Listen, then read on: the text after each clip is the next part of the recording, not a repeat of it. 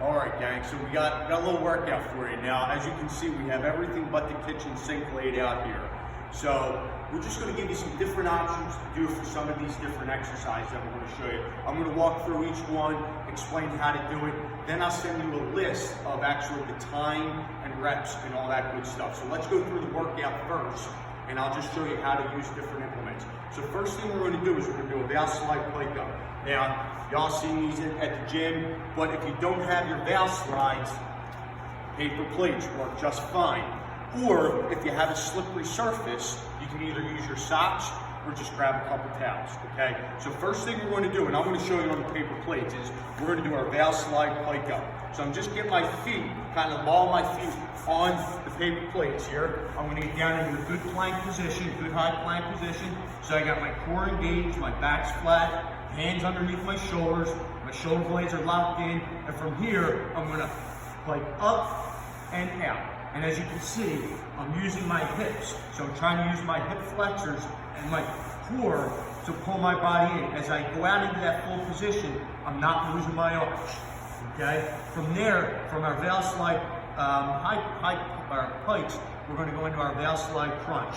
So we're gonna go this way, okay? And as you can see, I'm still maintaining that push-up position, okay? So again, you can do this from your paper plates, from your socks or anything, dish towel, anything that slides.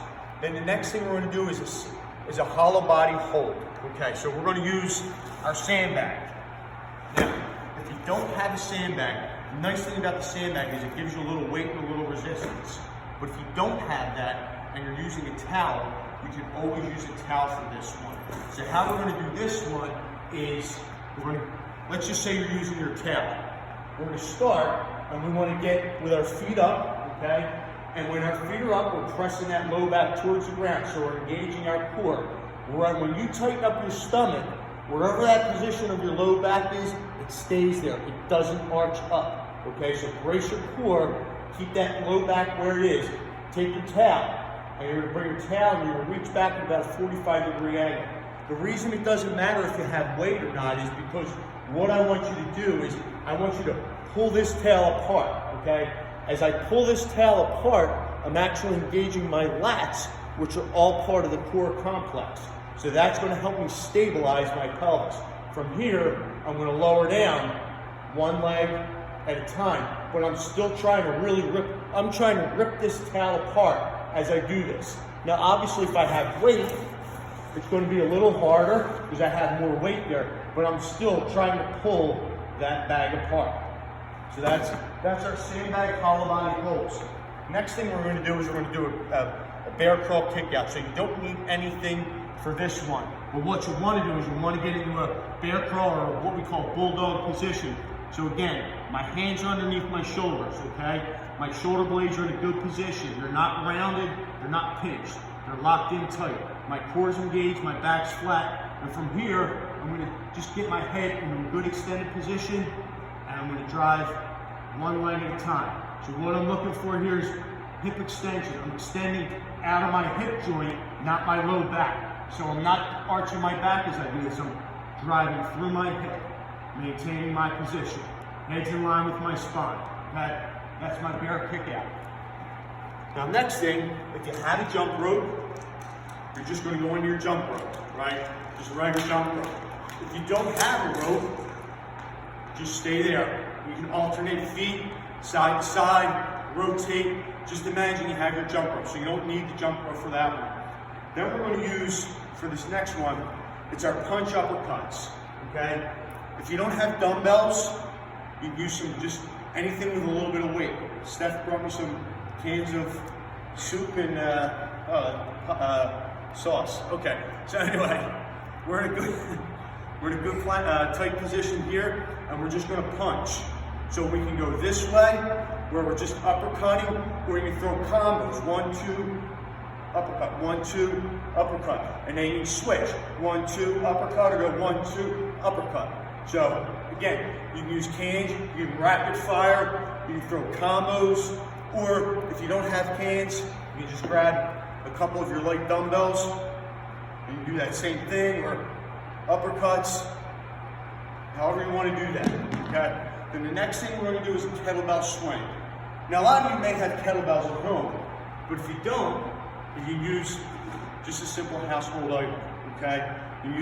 Fill your water bottle up. You fill this sucker up, it's going to give you some weight. I got a full gallon of Clorox bleach, going for about $200 a bottle right now.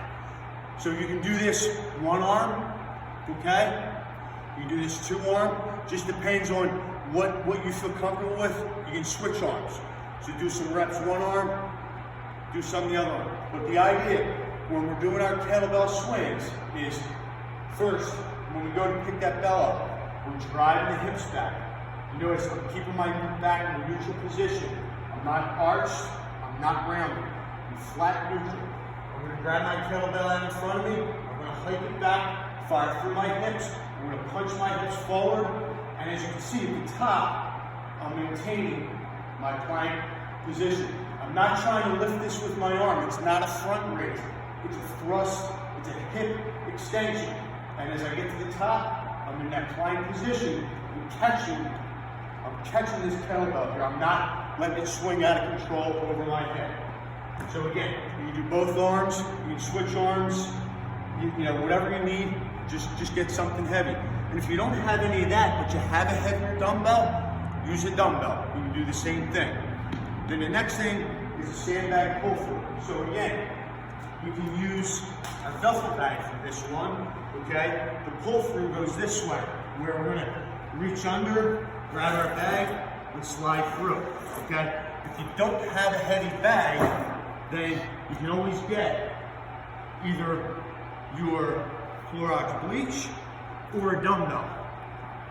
So, two ways you can do this. One, you can put your dumbbell on here and you pull it through this way, okay? It may move a little bit on you, so you can wrap your towel around that, or you can always use your Clorox bleach. Again, it may slide a little bit on you, so just be careful. What we're looking for here is not even so much that you're able to move the towel, it's just maintaining that good plank position.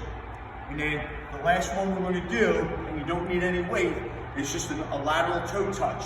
So we're here, we're going to rotate through the hips, we're going to lunge into that hip, come up, lunge in the opposite.